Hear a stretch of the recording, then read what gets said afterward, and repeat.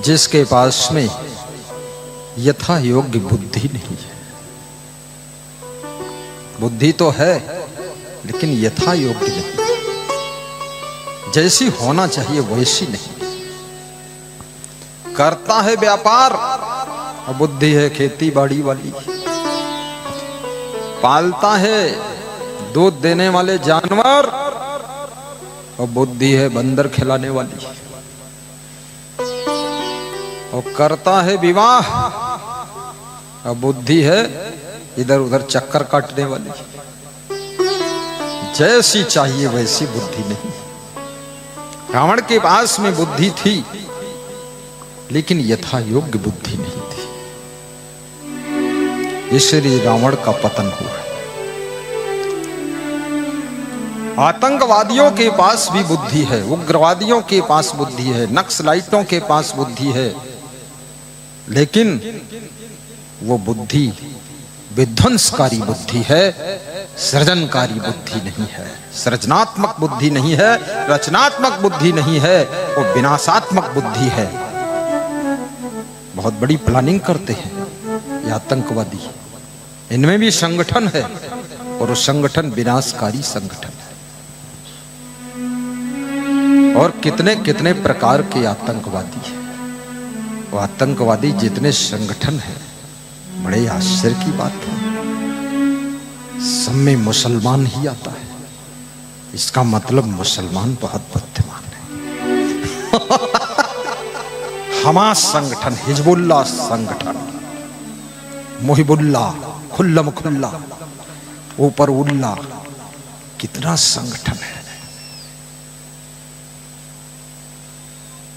अगर यही लोग धरती पर कुछ नया सृजन करने के लिए संगठन बना देते तो आज ये धरती स्वर्ग से कम नहीं होती, स्वर्ग से कम नहीं।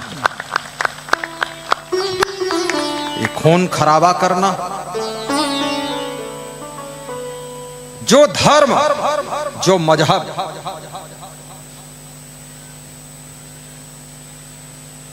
दूसरे धर्म और मजहब को मिटाने की इजाजत देता है, वो धर्म नहीं हो सकता है। याद रखना। और जिसको मिटाना चाहोगे फिर वो आपको मिटाने में लग जाएगा, तो मिटने और मिटाने में ही जिंदगी गुजर जाए। जीवन एक बैंक है, जो भी करते हो जिंदगी की बैंक में जमा हो जाता है, फिर वो ब्याज सहित आपको वापस धीरे धीरे मिलता रहता है।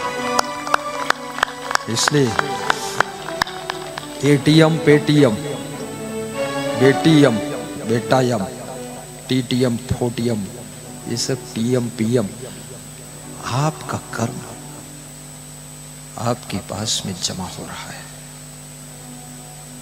और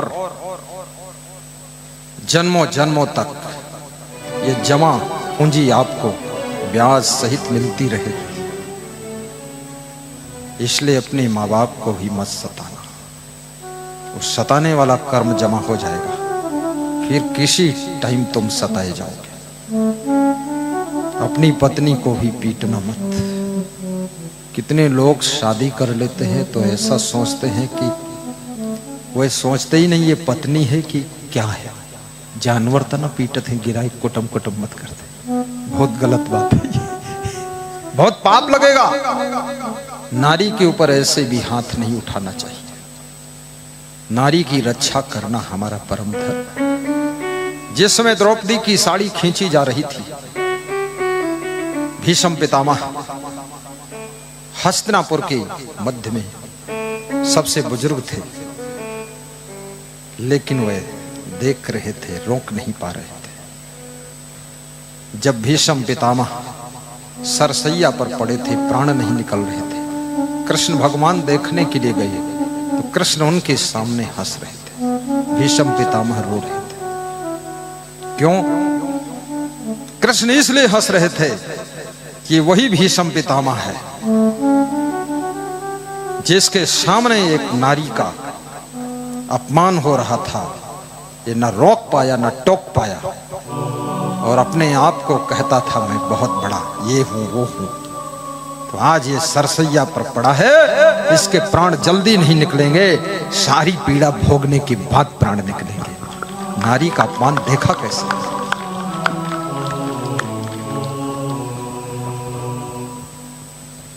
और जटायु जब अधमरा पड़ा है, राम भगवान जाते हैं, जटायु को गोद में लेते हैं और राम रोते हैं। क्यों रो रहे हैं?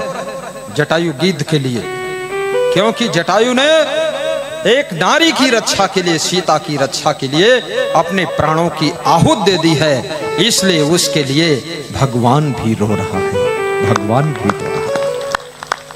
और भगवान की गोद में जटायु के प्राण निकल। नीतिकार कहता है 6 प्रकार के लोग हमेशा दुखी रहते हैं। दुख है नहीं लेकिन दुखी रहते हैं। 6 लोग कौन? दूसरों से ईर्ष्या करने वाला, नंबर 2 दूसरों से घृणा करने वाला, जिसके हृदय में घृणा भरी है उसका अंतःकरण प्रेम विहीन हो जाता है। प्रेम विहीन व्यक्ति कभी सुख नहीं पा सकता है। आज सुबह हम पद यात्रा गए थे, परिक्रमा लगभग 4 किलोमीटर। गांव के लोग भी 20 थे, संत भी 20-25 थे। रास्ते में एक कुत्ता मिला, वो बहुत खुश हुआ। उसने कहा साहेब बंदगी, जय सिया राम। मैंने कहा जान न पहचान और जय सिया राम। बहुत पूंछ हिलाया, बहुत कान हिलाया, बहुत चेहरा चमकाया। एक साधु के पीछे पीछे भागा, उसके पीछे, उससे ज्यादा प्रेम करना चाहता था। कुत्ते के भीतर प्रेम विकसित हुआ, इसलिए कुत्ता खुश हुआ। तुम्हारे भीतर भी जब प्रेम उमड़ता है तो अपने आप तुम खुशियों में डूब जाते हो, खुशियों में डूब जाते हो। लेकिन प्रेम का उमड़ना कठिन है। ज्यादातर तो लोगों के अंदर क्रोध उमड़ता है, गुस्सा बहुत खतरनाक। कितने लोगों के घरों में अतिथि मेहमान नहीं बनना चाहता है, क्योंकि एक बार मेहमान बना था तो वहां कनक भूधराकार शरीरा, देखा भयंकर रूप, हिम्मत नहीं पड़ रही दोबारा मेहमान।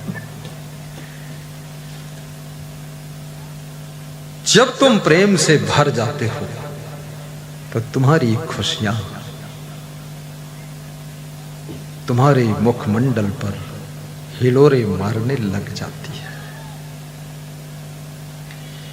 और जहां प्रेम रहता है वहीं वेदना और संवेदना रहती है। कभी कभी मैंने देखा है,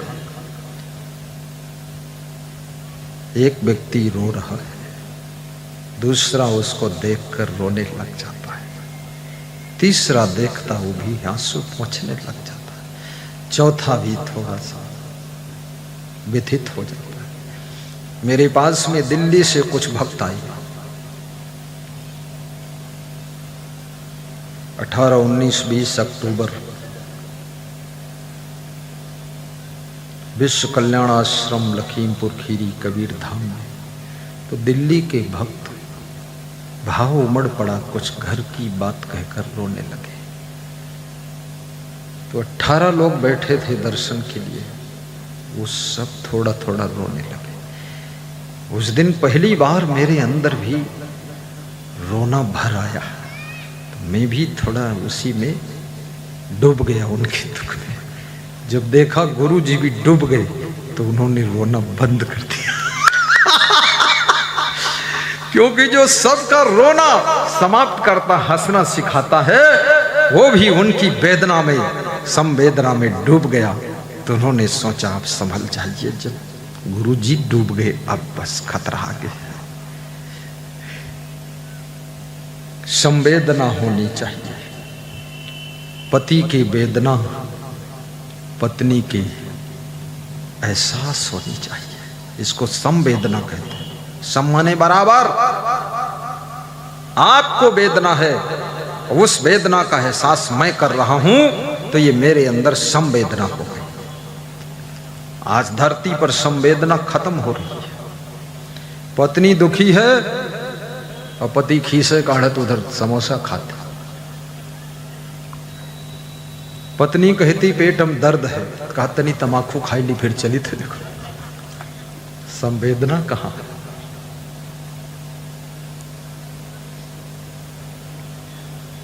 संवेदना आपको हिलाकर रख देती है। पिता की दर्द पुत्र की दर्द बन जाती है, बहू की पीड़ा सासू की पीड़ा बन जाती है, बेटे का कष्ट बाप का कष्ट बन जाता है, और मां की तकलीफ संतान की तकलीफ बन जाती है। याद रखना, जिसके घर में वेदना संवेदना में बदल जाती है, वो घर घर नहीं रह जाता है, वो घर मंदिर बन जाता है, मंदिर बन जाता है। बोलिए सद्गुरु भगवान की जय। जय। संवेदना और संभावना। आज हमारे पास में पंडित जी आए, आप ही पंडित, ये पंडित जी खड़े हो जाओ, हाथ जोड़ो, उधर प्रणाम करो। ये पुलिस कर्मचारी है, इनके दरोगा जी भी बहुत प्यारे हैं। मैंने इनसे कहा है कि तुम रिटायर हो, साधु बन जाओ, हमारे साथ रहो। वादा हो गया। अब मदार नगर में कुछ न मिले, लेकिन एक साधु मिल गया रिटायर के बाद। बैठिए। कितने पुलिस जवान रिटायर के बाद साधु बन गए, कितने अफसर भी साधु हो गए। सुप्रीम कोर्ट के जज काठमांडू में साधु हो गए और हमारे आश्रम आए। अपने गुरु के लिए लोटा में जल भर कर लाते थे, तो हमने कहा आप सुप्रीम कोर्ट के जज हैं,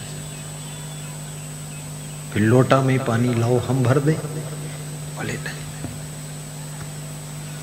बोले मैं इस लोक का जज हूं, पर परलोक के जज तो गुरुदेव हैं, इसलिए इनको लोटा भर पानी पिला। भावना से संभावना का जन्म होता है।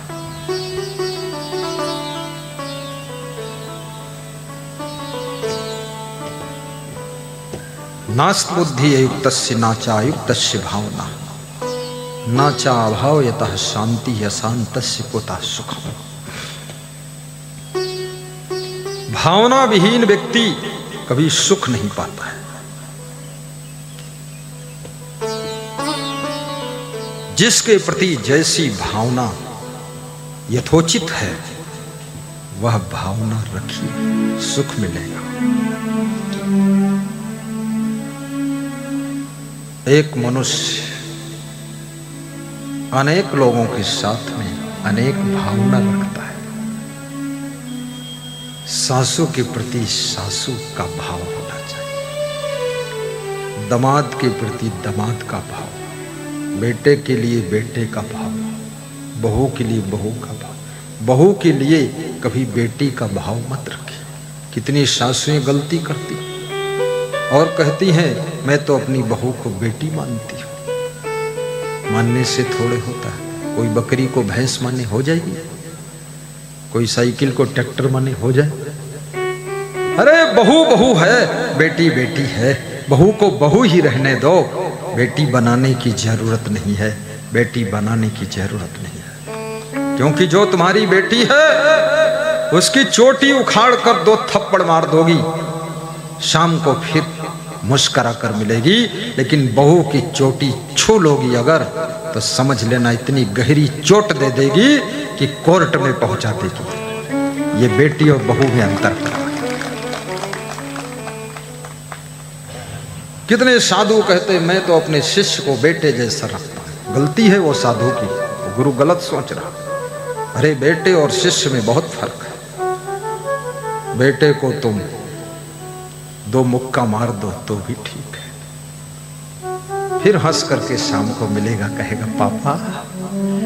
लेकिन शिष्य को मुक्का मार कर देखो तुम, फिर ये कमंडल मारकर भाग जाएगा।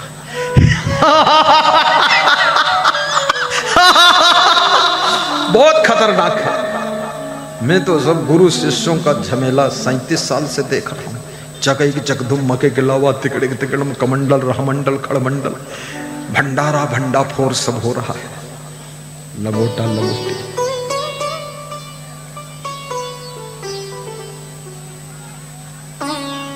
सासू को कभी मां मत समझना। सासू सासू मां के पास तुम 1000 नखरे करोगी तो भी मां तुमको गले लगा लेगी, और सासू के पास अगर 10 नखरे कर दिया तो तुम्हारा गला पकड़कर घर के बाहर ढकेल देगी। होश में रहना।